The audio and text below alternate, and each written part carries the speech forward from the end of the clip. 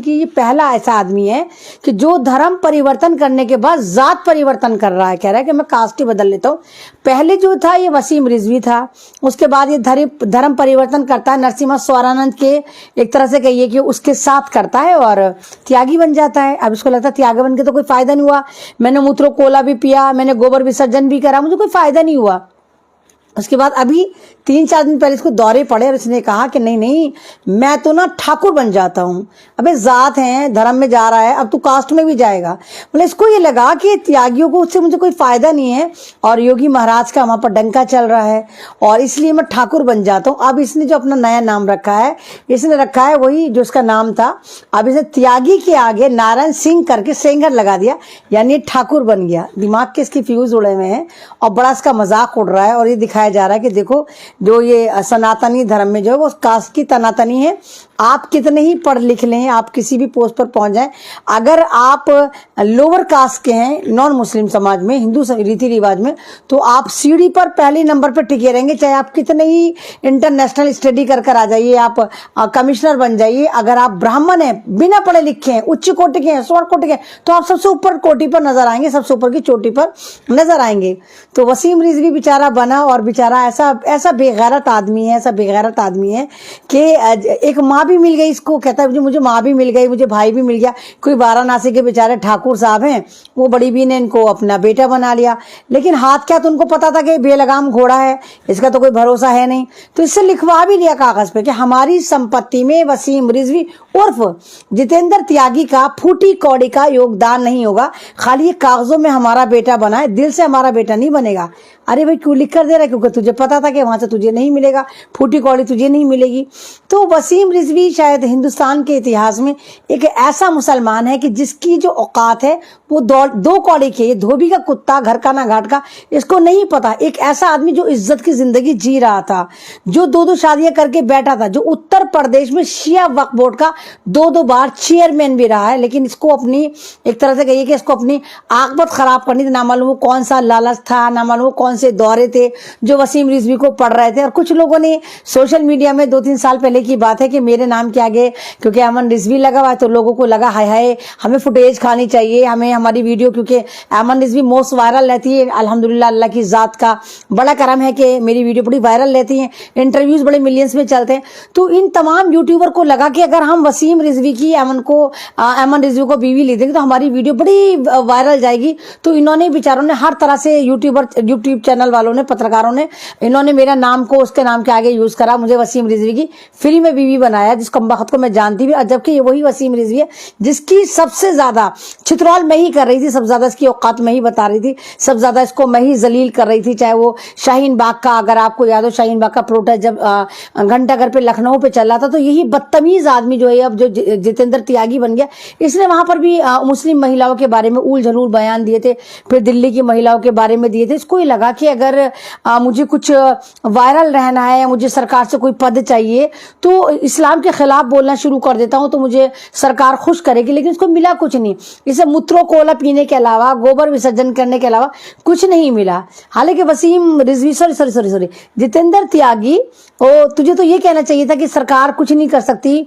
तो मूत्रो कोला का एक डिपार्टमेंट बना दे जहां पर मिनिस्ट्री जो है मुझे मिले कि मैं बताऊं को किसको कितनी मकदार में गाय का मूत्र पीना है, किसको कितनी मकदार में गोबर विसर्जन करना है। ऐसे महकमे बनाकर तू आइडिया दे सकता। तो बड़ा काबिल आदमी था। जब तू कुरान शरीफ बदलने का आइडिया दे रहा था, 17 आयतें बदलने के लिए तूने हाई कोर्ट में, सुप्रीम कोर्ट में पिटीशन भी डाली थी, तो तेरा बुद्धि यहाँ नहीं चली कि तू 2-4 मंत्रालय ही क्रिएट करवा लेता। तू सरकार से कहता कि भाई मूत्रो कोला का एक डिपार्टमेंट बनाओ, मुझे वहां का सीईओ बनाओ, कि मैं बताऊंगा कि किस भक्त को, गोबर भक्त को कितनी मकदार में सुसु पीनी है, मूत्रो कोला पीना है, कितने को गोबर खाना है। एक अंधभक्ति का भी एक डिपार्टमेंट लॉन्च होता कि जहां सारे अंधभक्ति के भी होते क्राइटेरिया होते कि ये अव्वल दर्जे का बावला है, ये थोड़ा निचले लेवी का बावला है, ये बिल्कुल ही सर फिरा है। लेकिन बेचारा तू क्या कहता बावले, तू तो खुद बेचारा दिमागी तौर पे अपसेट था, क्योंकि ये वाली बात तो तेरी जो नई नई अम्मा बनी है उसने भी, और तेरा जो नया नया भैया बना उसने भी कहा कि वसीम रिजवी को हम 2 साल से जानते हैं और वो हैवी डिप्रेशन के मरीज थे, और हैवी डिप्रेशन को बावला ही कहते हैं। आज के दौर में बावला हो गया, डिप्रेशन में चला गया, पागल हो गया, डिप्रेशन में चला गया। तो ये एक ऐसा आदमी है जो बेचारा अजीब अजीब हरकतें करता है, लेकिन अजीब अजीब हरकतें करने के बाद सिर्फ इसका मजाक बनता है। इसने अपनी डिग्निटी बिल्कुल जीरो कर ली है। और आप तमाम लोग जानते हैं कि जब वसीम रिजवी था, इस्लाम में था, बेशक चाहे इस्लाम के खिलाफ बात करता था, लेकिन इसका नाम मुसलमानों जैसा था, वसीम रिजवी था। आप ये देखिए, खुदा की कसम किसी मुसलमान ने इसको कुछ नहीं कहा। जब तक ये वसीम रिजवी का हाथ सेफ रहा, जब तक ये वसीम रिजवी के दायरे में रहा, इसके परिवार ने भी इसके साथ ज्यादा ज्यादती नहीं करी, रहता रहा। जब तक ये वसीम रिजवी था, अल्लाह का इसके ऊपर अजाब भी नहीं आया, चाहे खुद ही गारत मारा कुछ भी बयान देता रहता हो, कुछ भी कहता रहता, लेकिन जब तक इसके साथ सरनेम वसीम रिजवी और इस्लाम के दायरे में था, तब तक ये सेफ रहा। लेकिन जैसे ही इसने धर्म परिवर्तन करा, ये जितेंद्र त्यागी, प्यागी, यागी, सेंगर, टेंगर बना, अब तो जलील ही हो रहा। मतलब जब से इसने धर्म परिवर्तन करा, दोनों तरफ से जलील हुआ। एक तो इंसान मूत्र पी रहा है, मतलब बताओ कि सही मानव जो है वो मूत्र नहीं पीता। आप खुद जानवरों के बच्चों को भी देखो, कभी आपने अगर बकरी देखी हो, आपने कभी भैंस देखी हो, आपने भेड़ देखी हो, कि ये भी गाय का या बकरी का या कुतिया देखी हो, उसके जो पिल्ले होते हैं, बिल्ली देखी हो, उसके जो किटन होते हैं, इन तमाम चीजों को देखो कि इनके जो बच्चे होते हैं ना, वो मूत्र नहीं पीते, वो अपनी माँ के थन में जाकर लटकते, अपनी माँ का दूध पीते हैं। यानी जानवर तक को पता है कि हमें अपनी माँ का दूध पीना है कि मूत्र पीना है, लेकिन जो इंसान नुमा जानवर हैं, चाहे दो पैरों पे चलते हैं जानवर हैं, मॉब लिंचिंग करते हैं, गोबर खाते हैं, गाय का मूत्र पीते हैं, इन जानवरों को नहीं पता। ये क्या करते, बावले दूध को तो बहाते हैं और मूत्र को चढ़ाते हैं। तो मूत्रों कोला पीने वाले हैं। पौने दो आंख वाला बाबा, आपने देखा होगा, पौने दो आंख वाला बाबा रामदेव जो है, वो तो बाकायदा गोबर को खरीदता है, वो तो गाय के मूत्र को खरीदता है और बेचता है उनको लीटर के लिहाज से। तो ये बेचारा पता नहीं किस खुशफहमी में था, इसको पता नहीं क्या लग रहा था कि जब मैं धर्म परिवर्तन करूंगा तो मोदी जी ने फौरन रिजाइन देना, कहना भाई आने मिलो सजना, आओ तख्त तुम्हारे लिए खाली है। या पता नहीं इसको क्या लगा था, इसको कौन से इसको अच्छू लग रहे थे। इसको लगा था कि जैसे ही मैं धर्म परिवर्तन करूंगा, योगी जी सिंहासन छोड़ देंगे और कहेंगे मैं तो चला मठ, तू आजा बजाओ यूपी वालों पर लठ। शायद यही सोचा होगा जब ही तो तूने धर्म परिवर्तन करा था। लेकिन हुआ उल्टा, ना तो योगी जी मठ गए, ना ये लठ बजा पाया। और आज इसकी औकात जो दो कौड़ी के कुत्ते की हो गई है। अब ये जाते बदल बदल कर देख रहा है कि अब मैं चलो त्यागी हूँ, त्यागी में मुझे इज्जत नहीं मिली, कोई लेटर नहीं मिला, चलो मैं ठाकुर बन जाता हूँ, कल हो सकता कुछ बन जाए। अरे भाई, जब तुम इतने बड़े वाले धर्म परिवर्तन करा रहे थे तो भाई कोई माई का लाल ऐसा क्यों नहीं आया कि जिसने इसको पंडित नहीं बनाया, स्वर्ण जाति का नहीं बनाया।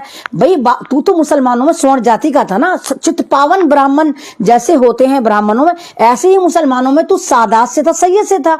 तो तू त्यागी क्यों बना, तू वहां पर भी ओबीसी कैटेगरी में क्यों गया। इतने बड़े बनाने वाले संत महादिये नरसिम्हा स्वारानंद जो था, अपना आपको ये फर्जी भगवा गेंडा जो है अपना आपको कहता धर्म का ठेकेदार बनता, हालांकि नफरत का ठेकेदार है ये, उल्लू का पट्टा, पागल, बेवक्त की पैदाइश है ना। तो इसने तुझे पंडित क्यों नहीं बनाया, तुझे ब्राह्मण क्यों नहीं बनाया, अपनी जात में क्यों एंट्री करा और अपनी जात का भी सर्टिफिकेट नहीं दे पाया। यानी वो खुद धोबी का कुत्ता, धोबी का गेंडा था, वो खुद तुझे अपनी त्यागी समुदाय तक का सर्टिफिकेट नहीं दे पाया। यानी त्यागी समुदाय तक जो है वो नरसिम्हा स्वारानंद को पसंद नहीं करते, तभी तो इसको वसीम रिजवी को सर्टिफिकेट नहीं देने दिया।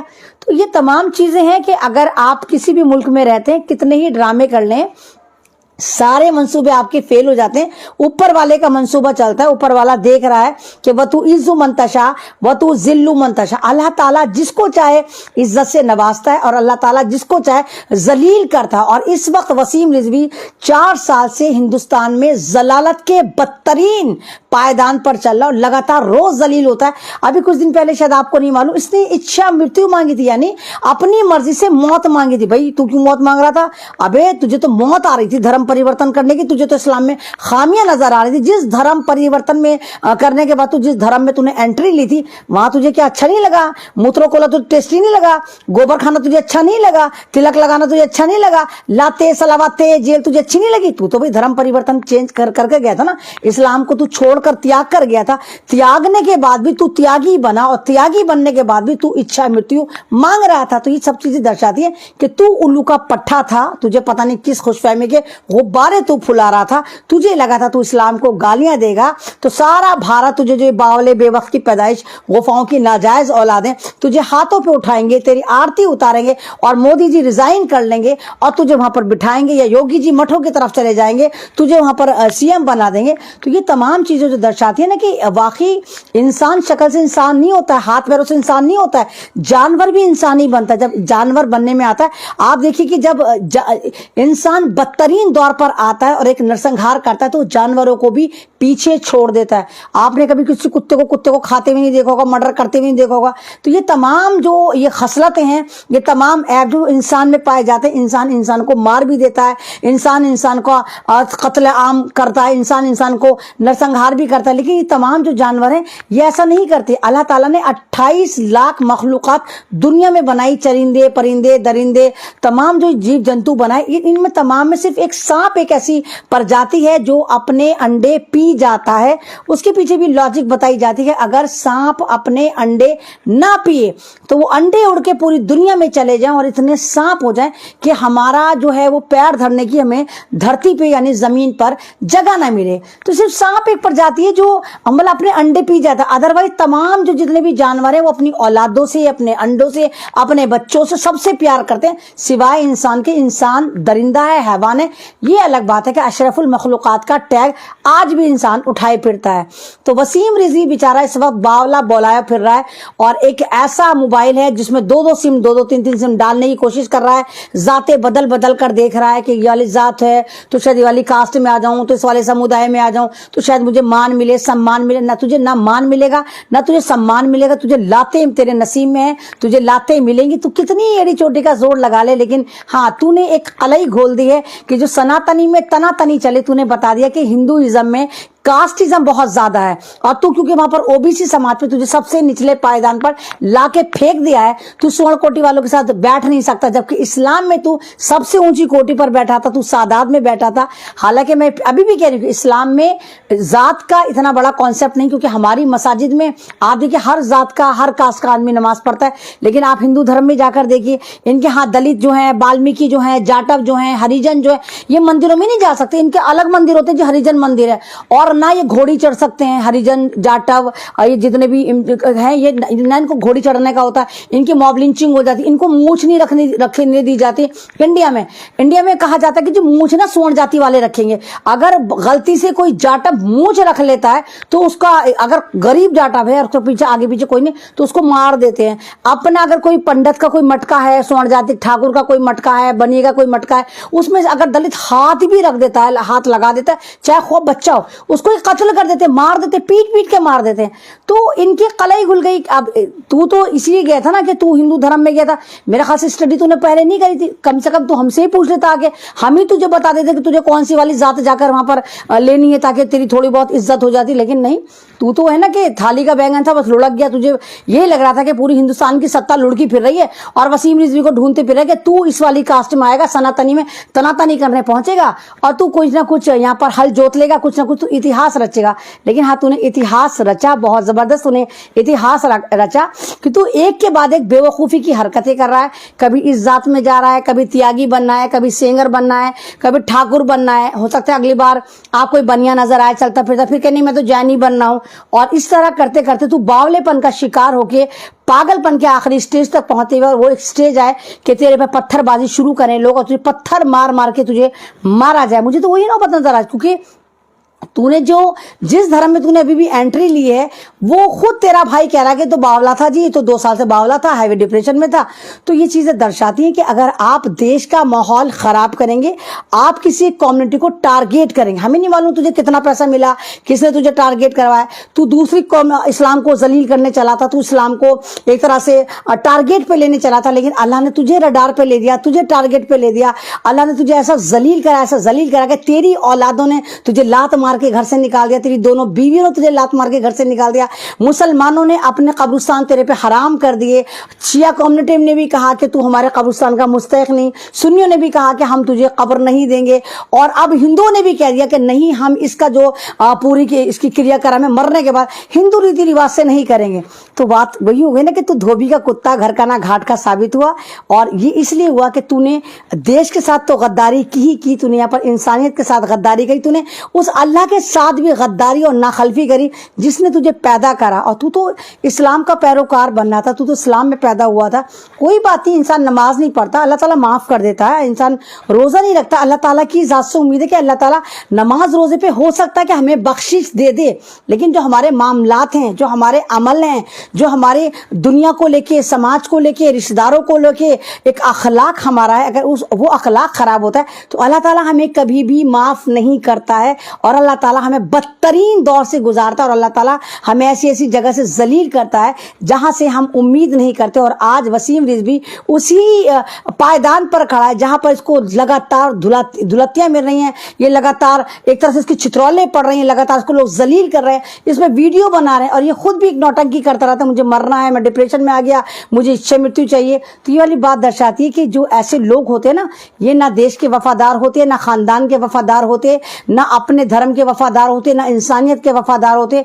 और ऐसे लोगों का परमानेंट ठिकाना जहन्नुम तो है ही है, दुनिया में भी इनकी जो जिंदगी है वो जहन्नुम और नर्क से बदतर बन जाती, क्योंकि ये लोग हमेशा लड़वाने की बात करते हैं, ये लोग हमेशा तोड़ने की बात करते हैं, ये लोग हमेशा बांटने की बात करते हैं। और वही वाली बात हमारे योगी जी ने भी कहा है कि बटोगे तो कटोगे। तो अब ये जो बेचारा बट रहा है, कट रहा है, कभी त्यागी बन जाता है तो कभी सेंगर बन जाता है, मतलब खुद बट रहा है, इसको खुद नहीं पता कि त्यागी है कि सेंगर है कि वसीम रिजवी है। तो ये बटेगा तो कटेगा। तो वसीम रिजवी तेरे लिए मैसेज यही है कि तेरी जिंदगी अल्लाह ताला ने लानत मारी कर दी है और रहती जिंदगी तू इसी तरह जलील होता रहेगा, कभी इस पाले में तो कभी उस पाले में। लेकिन तेरे लिए फिर भी मैं एक आइडिया दे रही हूँ कि तू सरकार से, अगर तेरे पास थोड़ी बहुत बुद्धि है, पूरी तरह से तू पागल नहीं हुआ, तो सरकार से तू डिमांड कर सकता है कि मूत्रो कोला वाला डिपार्टमेंट बनाया जाए, मुझे वहां का मंत्रालय दिया जाए, इस मंत्रालय में सारे के सारे आए, गोबर विसर्जन भी आए, अंधभक्ति वाला मंत्रालय भी आए, मूत्र विसर्जन वाला मंत्रालय भी आए, और इसका तुझे चेयरपर्सन बनाकर बिठाया जाए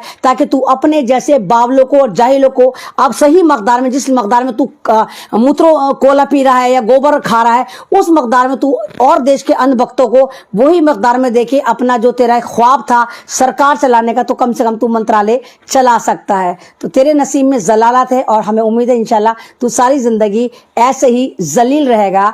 जितेंद्र त्यागी उर्फ जितेंद्र सिंह नारायण सेंगर। शुक्रिया।